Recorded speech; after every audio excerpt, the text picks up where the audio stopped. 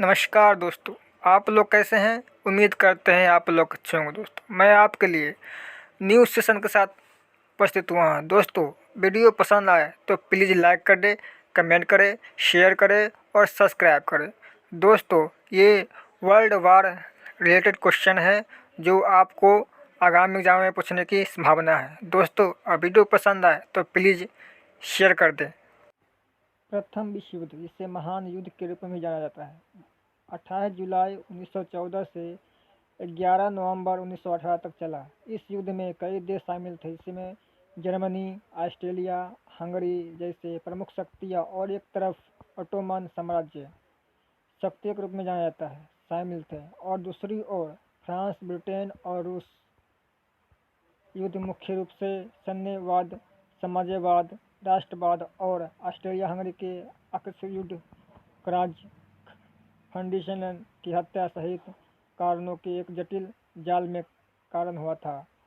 युद्ध समाप्त होने के बाद कई देशों और क्षेत्रों की विभाजित किया गया, नए सिरे से बनाया गया।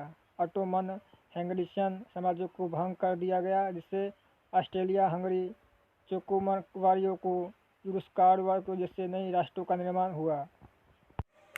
ऑटोमन साम्राज्य को नष्ट कर दिया गया, जिसके परिणाम स्वरूप आधुनिक तुर्की और विभिन्न मध्य पूर्वी देशों की स्थापना हुई। जिसके अतिरिक्त जर्मनी को महत्वपूर्ण क्षेत्रीय नुकसान का सामना करना पड़ा और वर्साई की संधि की तरह युद्ध के लिए पूरी जिम्मेदारी स्वीकार करनी पड़ी।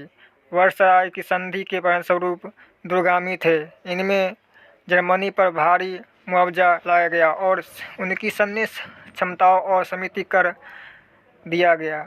इससे जर्मनी में आर्थिक अस्थिरता पैदा हुई और राजनीतिक अशांति पैदा हुई, जिससे अंततः द्वितीय विश्व युद्ध का मार्ग प्रशस्त किया गया। प्रथम युद्ध का कारण राष्ट्रीयवाद। अपने राष्ट्र के प्रति गहन गौरव और निष्ठा ने देशों के बीच प्रतिद्वंद्विता और प्रतिस्पर्धा को जन्म दिया, तनाव और संघर्ष को बढ़ावा दिया। साम्राज्यवाद। उपनिवेशों और संस्थानों के लिए संघर्ष ने यूरोपीय शक्ति के बीच एक दौर पैदा कर दी, जिससे क्षेत्रीय विवाद और सत्ता संघर्ष शुरू हो गए। सैन्यवाद। सैन्य शक्ति के महत्व में विश्वास में से प्रेरित राष्ट्रों के बीच हथियार और होड़ के तनाव बढ़ा दिया और एक स्थिर माहौल बना। गठबंधन प्रणाली। ट्रिपल एंटेंट और केंद्रीय शक्ति जैसे देशों के बीच बने गठबंधनों के जटिल जाल में एक नाजुक संतुलन बनाया, जिससे आसानी से तोड़ा जा सकता था।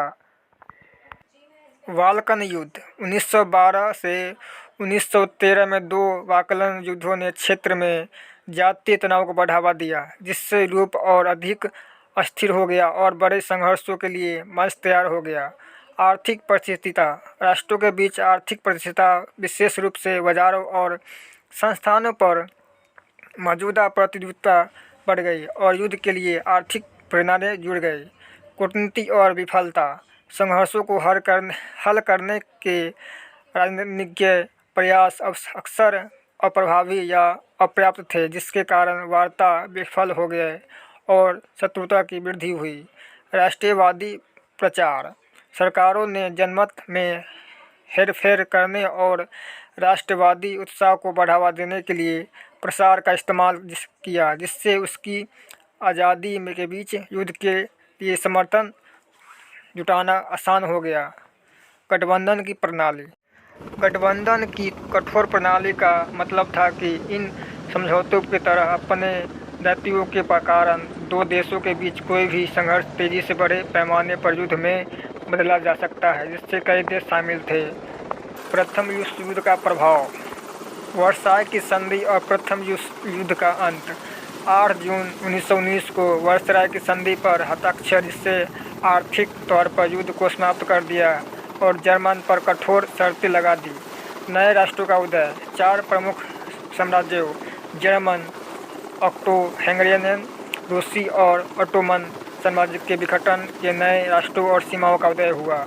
राष्ट्रसंघ की स्थापना। राष्ट्रसंघ की स्थापना जनवरी 1920 में एक अंतर्राष्ट्रीय संगठन के रूप में भी की गई थी, जिसका उद्देश्य शांति बनाए रखना और भविष्य के संघर्षों को रोकना था। लाखों लोगों की मृत्यु, युद्ध के परिणामस्वरूप भारी जनहानि हुई, लाखों सैनिक और नागरिक मारे गए, जिससे दुनिया भर में समाजों पर गहरा प्रभाव पड़ा। युद्धग्रस्त देशों में आर्थिक तंगी, आर्थिक रूप से युद्धग्रस्त देशों को भारी चुनौतियों का सामना करना पड़ा, क्योंकि वे अपने बुनियादी ढांचे के पुनर्निर्माण और संघर्ष के विनाशकारी प्रभावों से उबरने के लिए संघर्ष कर रहे थे। महिलाओं की भूमिकाओं में सकारात्मक बदलाव, सामाजिक रूप से महिलाओं की भूमिकाएं महत्वपूर्ण रूप से बदलने लगी, क्योंकि उन्हें युद्ध प्रयासों के दौरान अधिक जिम्मेदारियां संभाली, जिससे महिला अधिकार आंदोलन में प्रगति हुई। नई तकनीकी में प्रगति, युद्ध के दौरान कई तकनीक प्रगति, जैसे बेहतर संचार प्रणाली और हथियार नवाचार की सैन्य रणनीतियों और नागरिक जीवन को आकार देना जारी रखा। राजनीतिक क्षेत्र में कई बदलाव, युद्ध ने कई देशों में राजनीतिक उथल-पुथल भी मचाई, जिससे रूस 1917 और जर्मन 1918-1919 की क्रांतियाँ भी शामिल थी, जिससे सत्ता की गतिशीलता में महत्वपूर्ण बदलाव आया।